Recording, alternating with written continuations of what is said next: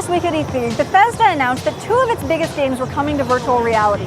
That's Fallout 4 and the new Doom. So this is kind of a dream of people who are into virtual reality. You can just put on a headset, boot up your favorite game, and enter the world. But instead of using the normal gamepad, you're actually using Vive and motion controls. So we got to check it out. So I am right by the gas station very early in Fallout 4, and right now, a lot of... Oh god, sorry. Something's shooting at me. Just a second, sorry. So they wouldn't let us shoot the screen for any of this, and these games are still very, very rough. But we managed to get in and play something that actually feels like it could be turned into something real. It's very sad that you can't pet the dog. He ran away. But it is really neat to be able to teleport around this. Fallout is the more complete of the games, and they've actually promised you will be able to play VR Fallout next year. They can put you in something that is definitely the Fallout world, and you can move around it by teleporting. You can look at your Pip-Boy and interact with it using the Vive controller, and you can shoot. What you can't do is pretty much anything else. You can't talk to people, you can't craft, and we didn't really get to go beyond this one very small part of the world.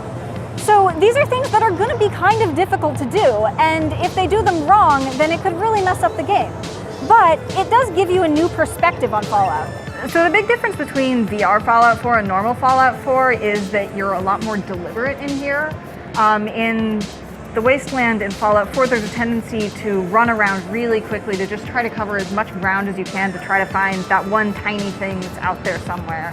In here, I have to think about absolutely everywhere that I move. So just going like here, clicking through this, I have to actually sort of pay attention to my surroundings in a way that I think I probably wouldn't otherwise.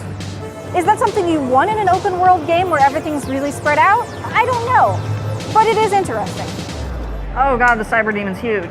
Doom, we don't know if there's actually going to be a full game there, and what you get are a lot of short experiences. The most fun one is basically a shooting gallery where you're in a hallway and you're taking down demons with your gun and a grenade. So we're going to hear more about this at QuakeCon, but they definitely seem committed to making it something more. And hey, I like shooting galleries a lot. I'd be pretty happy if they did that. See how far I can throw this grenade. So there's a lot of dangers of porting a game badly to virtual reality. Obviously you could get sick, but it could also just not be very much fun. It could not fit the format of the game. And we've already been promised a VR Doom and had that fall through a few years ago.